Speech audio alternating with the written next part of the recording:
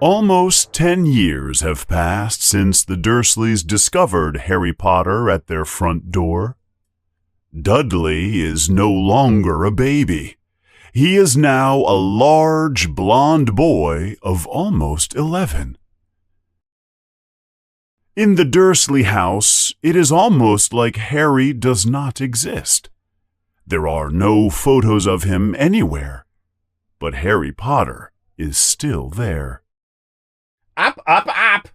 Wake up! Now, let's go! Harry wakes up suddenly. It is his aunt screaming. She knocks on the door. Up! She yells. Harry wakes up and tries to remember the dream he is having. It is a good dream. There is a flying motorcycle in his dream. He thinks he has had the same dream many times before. "I'm awake," says Harry. Well, get up. I want you to cook us breakfast. And don't burn the bacon. I want everything to be perfect. Don't forget, it's Dudley's birthday. Dudley's birthday, of course. Harry has forgotten.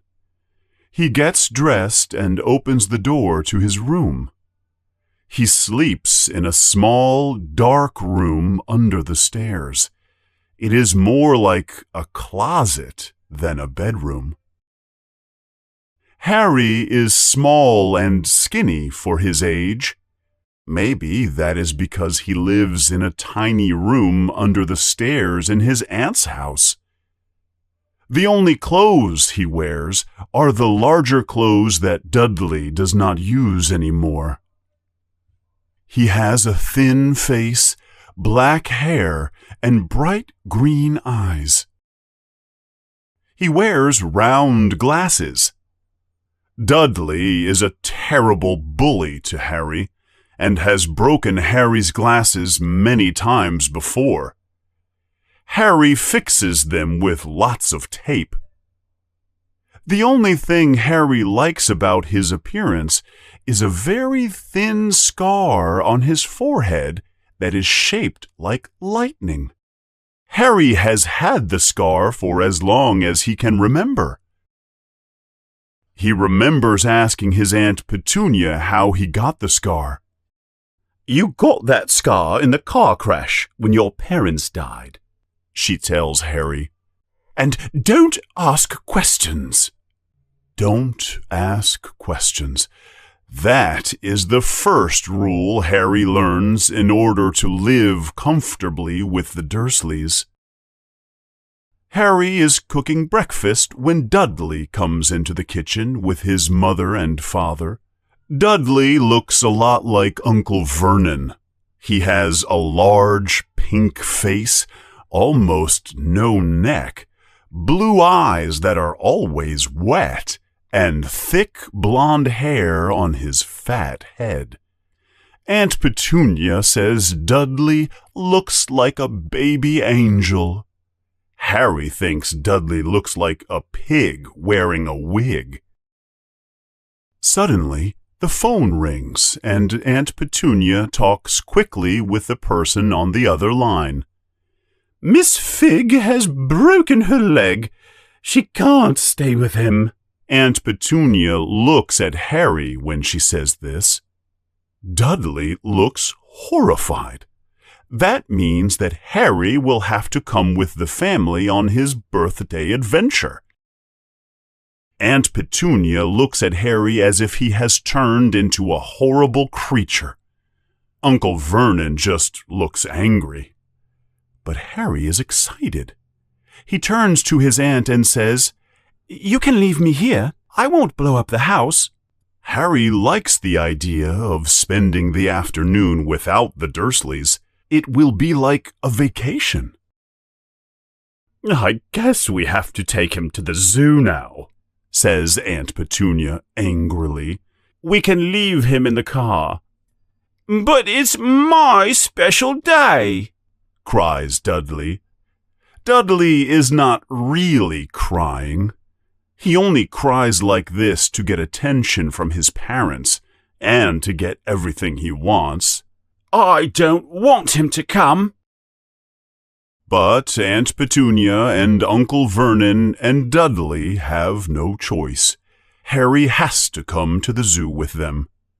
"I'm warning you," says Uncle Vernon to Harry. "I'm warning you. You had better behave at the zoo, or I will lock you in your room under the stairs until the new year." "I'm not going to do anything," says Harry. "I promise." But Uncle Vernon does not believe him. No one has ever believed Harry Potter. Harry has a wonderful time at the zoo. In fact, he has the best morning he has had in a long time. But he knows that this perfect day cannot last forever. After lunch, they visit the reptile house. It is cold and dark inside, and filled with all kinds of lizards and snakes and other scaly creatures. Dudley wants to see the biggest and most dangerous snake.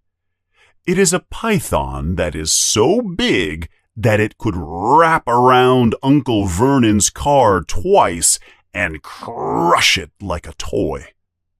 But at the moment, the python is sleeping.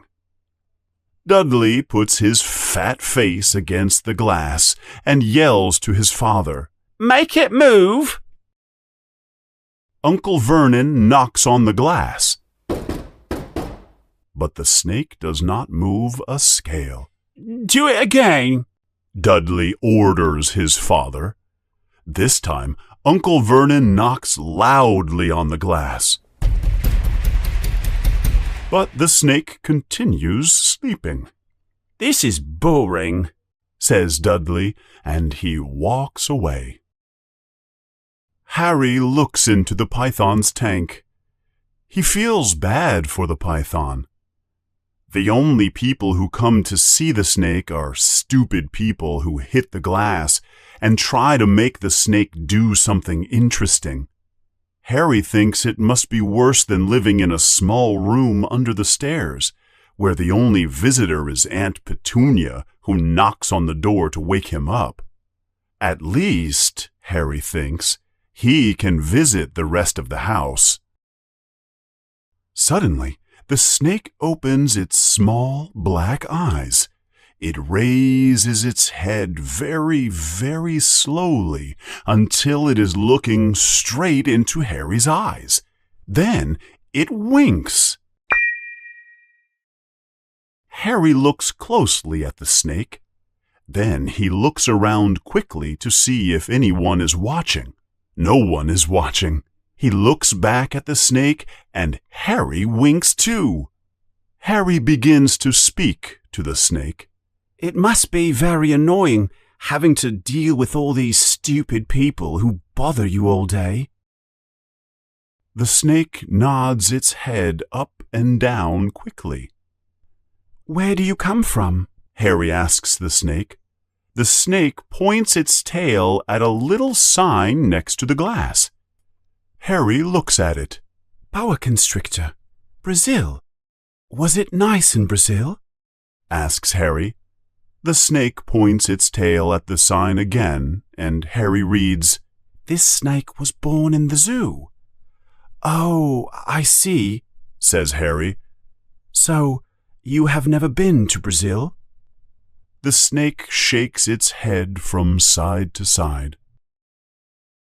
Suddenly, from behind Harry, there is a very loud shout. "Mum, Dad, come and look at the snake. Look what it's doing." It is Dudley. He has seen Harry talking to the snake.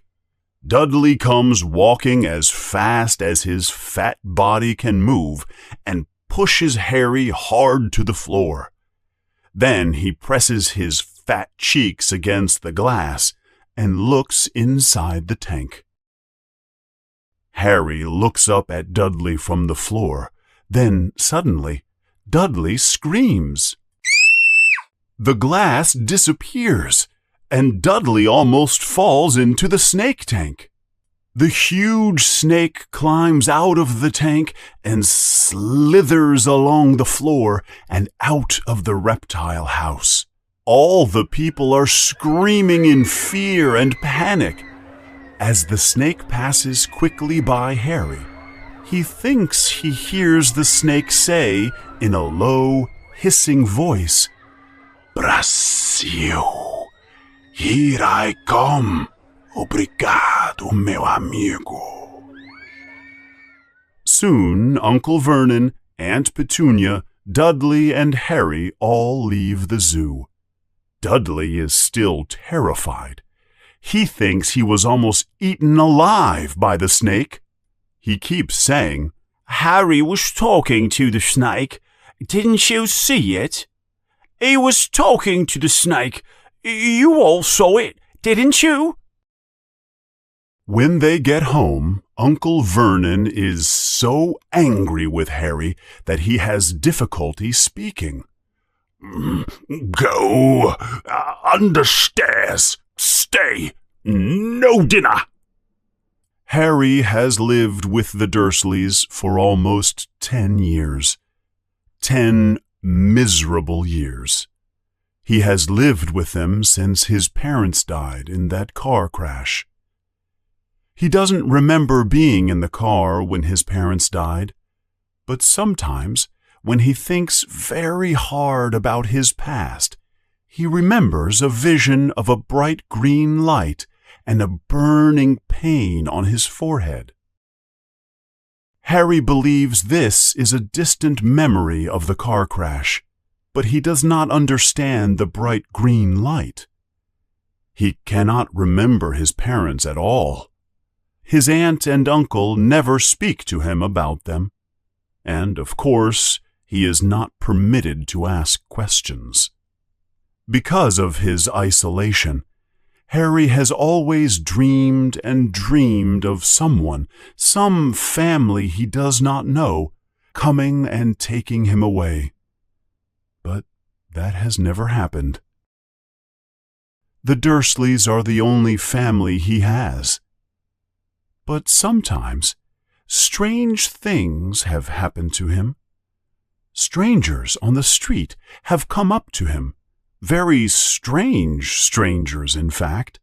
They look at him in a strange way. They wave at him as if they know him. One strange man, an old bald man with a long purple coat, shakes his hand without saying a word. But when Harry tries to look at these strangers more closely, they seem to disappear. At school, Harry has no friends. Because Dudley is such a bully at school, no one likes to be around strange Harry Potter in his big old clothes. The strange Harry Potter who wears round, broken glasses.